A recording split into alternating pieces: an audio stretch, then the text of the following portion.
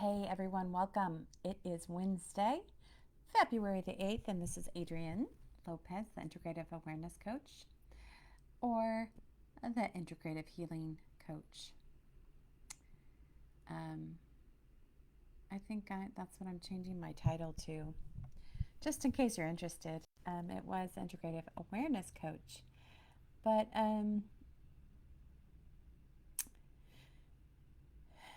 my focus is on our level of awareness in regards to healing.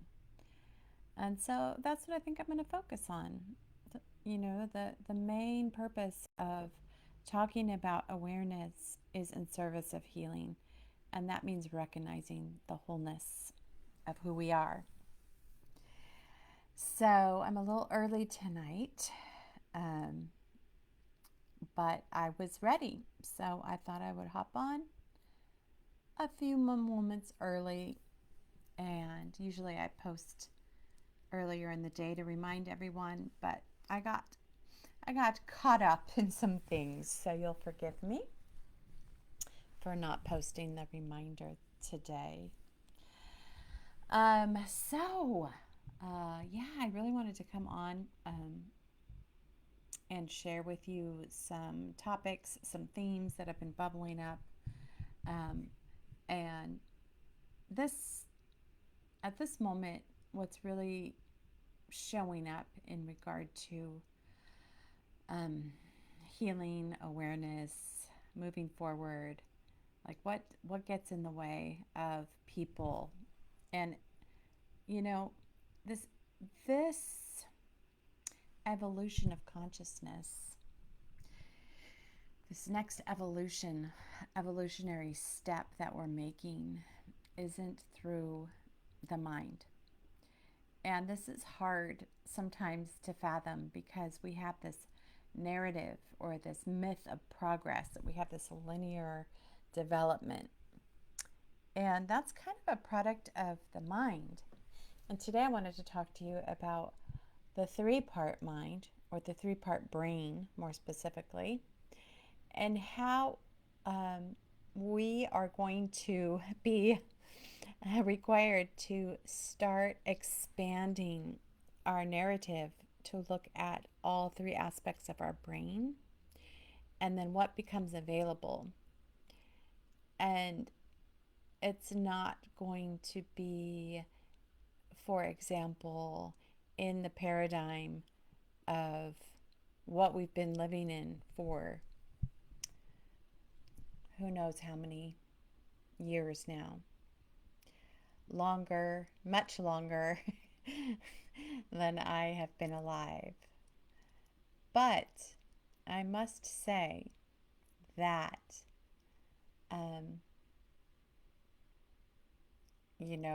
through my own experience in this lifetime, which has been very like a drop in the bucket of the time of the evolution of this planet, right? But in my body, I carry the DNA, the records of everyone that came before me.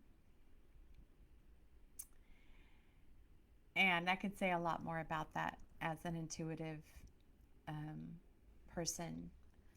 And as I've been working more and more into the intuitive realm, it's been expanding even more and more. And I started this path, this delve into my psychic abilities, my intuitive. I don't like the word psychic because there's so many negative connotations to it. Like somebody outside of you having the power to tell you your future or something like that. That's not what I'm referring to. I'm referring to that connection to source, which is filled with information if we know how to tune into it. So I started this journey in my 20s, and then I kind of stepped out of it, and I went back in my 30s, and I kind of stepped back out of it. And then I went back into it in my 40s. And now that I'm 42, I I have come full circle to embrace what I was resisting for probably 4 decades, because um, I wasn't ready apparently, and now I am. It was too outside of the narrative for me. I kept getting sucked back in, even though it resonated with me, and even though it like felt like truth. I would go in and out like a radio station, and now I've come to the point in my life where I'm tuned in, like I'm tuned into it. And so I wanted to talk to you about how this is related to um, our brain and our sense of self, and um, this new level of narrative, like our narrative of self, our narrative reality, how we see ourselves in it is all like all arising at the same time, and it's outside of our current paradigm, and so that's why sometimes it's challenging to talk about, and it can not make sense sometimes. But what I'm going to talk about today, I just ask you to listen to with your heart. And you can just put your mind over here. It'll be there. Don't worry. But this is the kind of topic that you just get to put on glasses of heart, listening energetically, listening to the energy of what I'm going to be sharing versus uh, the mind, which is, you know, a product of duality, right, wrong, and, all those whole cascades of oppositional versions of reality. When, um, when a life is actually not so simple, right? Um, we can't easily put things in either good or bad, right or wrong, because the context is so important. The context in which things are unfolding, which change our perspective on what's happening. So, um, so I guess I want to keep it short tonight because I am feeling a little bit tired this evening. So, I just wanted to say that it's like a shifting from, we have our amygdala, which is our survival brain. We have our hippocampus, which is our limbic system, which helps modulate emotions. And then we have our prefrontal cortex. And for most of the history of modern humanity, you know, who can say how long back, um, we have lived out of our survival brain. And in that way, our survival brain has kind of hijacked the other two parts. That means our emotions and our thinking are through the lens of our survival brain. And that survival brain has served us well uh, for many thousands and thousands of years. But now it's come to the point where it's actually hurting us in our growth and our evolution, because it doesn't allow us to accurately see through the other parts of our brain. And so, you could write whole books on this, and people have. So I don't mean to, offer you a whole comprehensive view of that right now.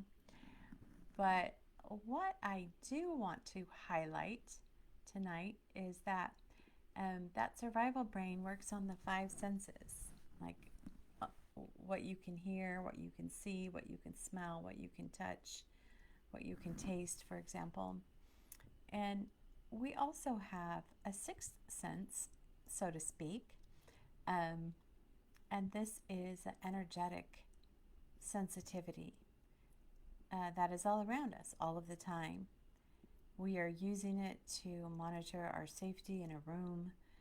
Um, as one of my friends says, she's like, I can always tell when somebody's staring at me. And when I stare at someone, they can always tell that I'm staring at them like that. They turn around and look at me. So I'm talking about that energetic aliveness that is in all of us, which is consciousness itself, which is source energy. And our survival brain can only process so much information. And so it starts to, and it does so with the intention of keeping our organism safe, not necessarily to grow or expand or explore. And so many years of that starts to begin to constrict our life force. And then as our bodies get constricted, our psyches get constricted, and it begins to create inflexibility and discomfort and disease in our body, all sorts of conditions, psychological, emotional. And so there is like a process of learning how, and this goes, before I step into the next part, I just want to say this goes for even for example, people that I coach. It's not that people cognitively don't know what they're supposed to be doing. What stops them in their life is purely emotional, and that emotion is crystallized in patterns in their psyche, in their body.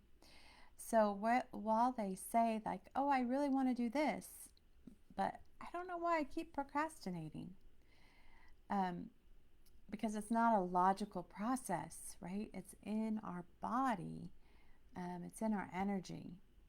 So this is a matter of dissolving these internalized patterns, like dissolving them of their density. And, it's very popular right now, change your thinking, change your life. And that is true, right? If you can change your thinking, but if your nervous system has been programmed to function out of that lower brain survival, it's constantly working against you unless you're able to reprogram or dissolve those physical and energetic patterns in your nervous system.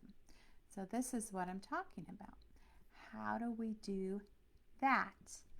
That is the question. And then we're not so busy working against ourselves, because we start bringing all parts of our brain online. So they're not being, well, they are online, but they don't keep getting hijacked by the survival brain. And one way to start this is through awareness. Number one, being aware that this is happening. Being a second way of addressing this would be noticing patterns of response in your body, and then slowing down enough to observe the habitual responses in your physiology, and then taking time to actually notice where that's coming from, where the response in your physiology is coming from, because most often it's not happening from what's in front of you right now. It's being triggered out of a habit, and the habit is one of protection or safety, and nothing's the matter with that, except it doesn't give you a lot of choice in the moment if you're running out of these physiological and energetic patterns. And so a third strategy or way you can start thinking about this is that the survival brain all by itself doesn't feel connected. It feels itself separate. It sees self and other, and then everything else is a threat. And so if you know this about your mind, if you know this about your survival brain and your personality that got created out of that, then you can begin to connect with what I'm calling is the sixth sense, for lack of a better term right now. There's many traditions, many words used for this, but as we come into this world as newborn babies, we are wide open awareness. And we have to learn to start, we have to learn to be fearful. We have to learn to start shutting ourselves down. I mean, of course, if there's a loud noise, a baby will flinch. I'm not talking about that. I'm talking about, um, mindsets and patterns that are installed in our nervous system throughout our life. And the stories that go with them that are based on a narrative of there's me and then there's everyone else, and I have to protect myself from them, and I have, because the world's not safe, and la la la la la, everything that goes with that. So when we come into this world, we are naturally open, energetic, conscious, aware beings, and we want to plug in to other people that way. But because by the time we show up, our caretakers have already shut down their sixth sense. They've already shut down their energetic connection to life through their own survival mechanism. They're not available as mirrors for us. So we keep trying to plug in as children, and then we just stop because there's no place to connect into that source through the people around us. But that doesn't mean that it's not there and that it's not available. It's just that we get shown that world and we believe it because as children we're innocent and we believe everything that we're told. And at this moment, there's a huge opportunity to begin to connect to source that is everywhere present. It is in us because we are part of the earth. It's not outside of us. It's in others, even though they might not be conscious or aware of it. But what I'm getting at, I guess, is when we bring this awareness of this sixth sense, this access to energy, we can stop trying to connect to or get our sense of center or our sense of safety from people or situations around us because they don't have it. It might appear that they do, but that's what creates codependence and power dynamics in relationships of wanting to have power over people because it's based on there's not enough, when in actuality we all have access to an internal warehouse, an internal source of energy itself. And I was just talking with someone this week about our imagination. And I can't remember who said it, if it was Carl Jung or if it was Milton Erickson, the therapist, that said, and I'm paraphrasing this because I can't quite remember the context right now, but it was something like all healing is just allowing people to build a rapport with their unconscious mind, which is the storehouse of imagination. It is the storehouse of creation. It is the storehouse of this energy that I'm talking about. And it is this imagination, the imaginal realm, that is invisible, but it is the place where all of our inspiration comes from, all of our ideas. But the survival mind, if it can't see it, with the five senses, then it doesn't exist, um, at least to the conscious mind. And that's how we've gotten in the current state of affairs that we're in now. And it's not really all bad, right? Because this is the way the human system evolves, like backs itself up into a corner, and then it's only because out of necessity it has to reimagine a new way of being. It has to reimagine another story for itself that is more inclusive and expansive and vital than what has been available. Hence, um, prior to this moment, I should say. So, it is this vast imaginal storehouse that represents all energy, all healing. It is the stuff of the creative universe of creation.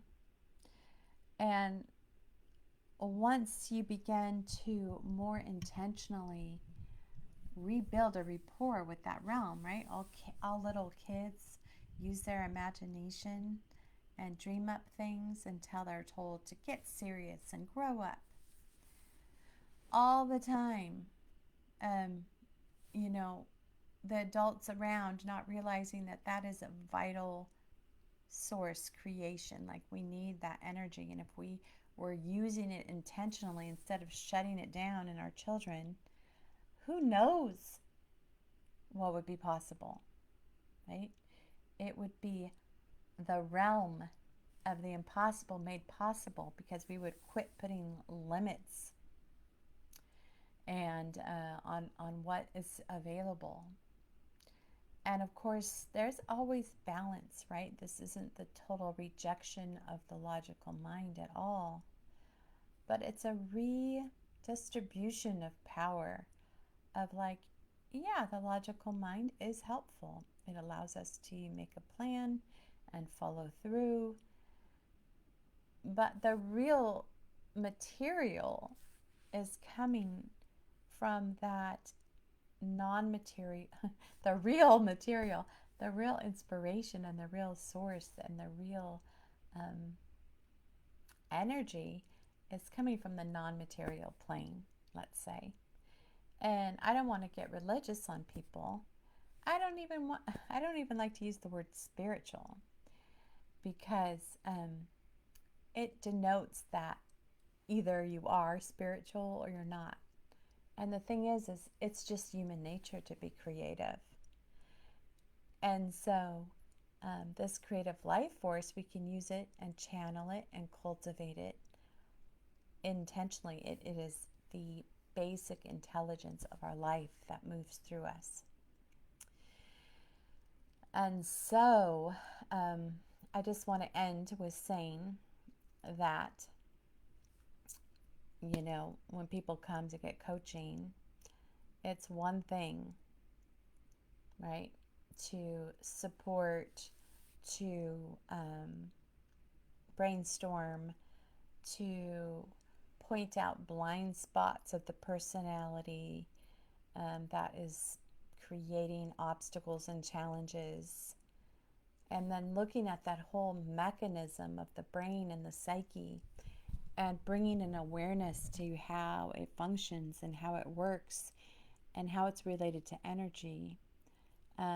So people can shift their entire relationship to this incredible system, this technology that's available. So really what it comes down to is, it might look like a problem, it might look like an obstacle, it might look like a problem in relationship out in the world, in this material world. But it's always an energetic issue. It's always a perspective shift of like, oh, who am I being at this moment? What narrative am I holding? What belief system am I identifying with that is creating this condition in my life that is working against what I say I want? Because you're that powerful. We're that powerful. And we've been cut off. Our survival mind has cut us off because it doesn't speak that language. It is very literal. It's focused on the outside world, and you get what you see, or you see what you get. You know what I mean? And so there's a rebalancing process that's being called in. And so this week, in part 2 of my series that I'm doing on my podcast, which is Healing the Sexual Self, which I shared last week, part 1. And this week I'm going to be sharing part 2, because this energy is often relegated or reduced to sexual energy as like a creative, reproductive energy, but it's actually life itself, that creative energy. And we've kind of been shortchanged in a way by seeing this energy as very reductive and restrictive, when it is what creates life itself. Not just physically, as like I made a baby, but it creates your life and your experience. But it's been reduced to, and I don't want to say that that's something insignificant, but it's also so much bigger than that. So that's what I'm digging into to my podcasts, like the healing or the wholeness. Our healing, our wholeness is related to our ability to correctly see our life energy, this creative life energy, and not reduce it simply to sexual expression. Although that's great too. Nothing's the matter with that. I'm just saying it's so much like the possibility of what it is life itself. And so when we begin to see properly beyond that survival brain, the 5 senses, and we move to the 6 senses, and more than that, but we'll just say 6 for now, our view, the eyes in which we see the world, become healed. And when I say healed, they become whole. They begin to see the whole picture of what's available, not just the physical world, but the non-material world, which is life itself. It's the spirit speaking through me right now. It's the breath, it's the prana, it's the chi, it's the shakti, it's the Holy Spirit. And it's in every wisdom tradition and every world religion that has a name for this, every world philosophy, because it is life itself. And because it's been relegated to philosophy or religion, it kind of got removed from like general access. Like, oh, this isn't just a philosophy in some old dusty book in the library. Like, I'm a living library. I'm the living library. And I have access to all of this right now. And somebody, conned me into believing that it was in a priest or in a doctor or in a scientist or in all the books in the library, when that is just a description of the life force in me healing itself. Like that DNA is in you. It's a library of information. It is health itself. So that's what I wanted to share with you. Hopefully I will have part 2 of this deep dive into life energy and healing the sexual self out by tomorrow. This has been a really deep dive for me personally. It's taken a lot of reflection, a lot of meditation, a lot of healing around this that I'm going through as I'm sharing these podcasts with you.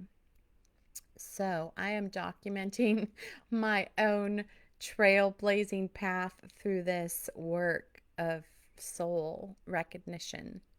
And I share it with you as a hope that it somehow inspires you and validates your experience on your own spiritual journey. Whatever's showing up, you know, we can get so bombarded with negative energy, all the things happening out in the world. You know, it's hard not to get distracted from doing this work, you know, because we have these very real 3D bodies that are getting triggered with, you know, when we see something happening out in the world, you know, it's really upsetting to the human self. And that's why this work is so important, because it's time to shift that old story of survival that a lot of people are living in. And when it keeps getting triggered, right? Trauma keeps getting triggered, PTSD keeps getting triggered. It keeps you out of your whole brain, your 3-part brain.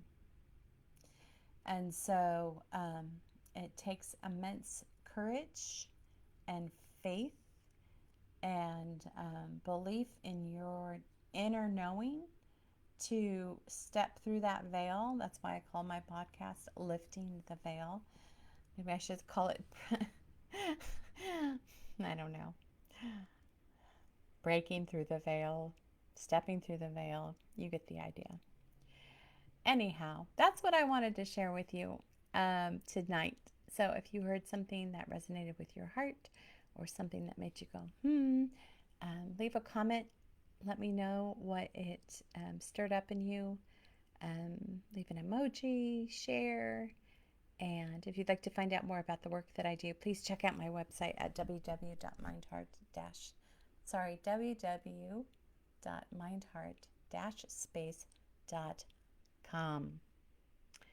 And I will also put a link to my calendar if you'd like to schedule a one-on-one where I can support you in any challenges that you're facing right now, or any projects or inspirations that you're wanting to bring to the world this time. People are getting hit hard right now, I'll tell you that. There's a lot of intense energy happening. And so, can you imagine what you would create? Could you imagine the expansiveness that you can experience, you know, if you had the support that you needed, if you allowed yourself to have the support that you needed, right? And that's a huge thing for people, is asking for support and then allowing themselves to receive it, because we have whole stories about, you know, being the lone wolf and, you know, just sucking it up and carrying through. But, you know, I'm fully committed to living an abundant life. And that means I make myself available to receive support from multiple people, multiple places, multiple communities, because that's what helps me continue my path and my vision of what I see as possible for this world. So utilize all the support that you can find. It's the only way, right? We are each other's shelters in this world. And the only way that our vision becomes reflected is through the eyes and hearts of others. So don't be shy to ask for support, to find avenues of support. You can check out my Invoke Mastermind. We meet each Sunday night at 6:30 p.m. And that's just one option. There's many out there for you. All right. Until next time, take care, and I'll see you next Wednesday at 6 o'clock Pacific Standard Time. And hopefully I'll remember to post earlier in the day, just as a nice reminder for you in case, right, we all get so busy that we're like, oh my gosh, it's Wednesday, I forgot. All right, until next time, take care and remember what a valuable treasure you are, and bye for now.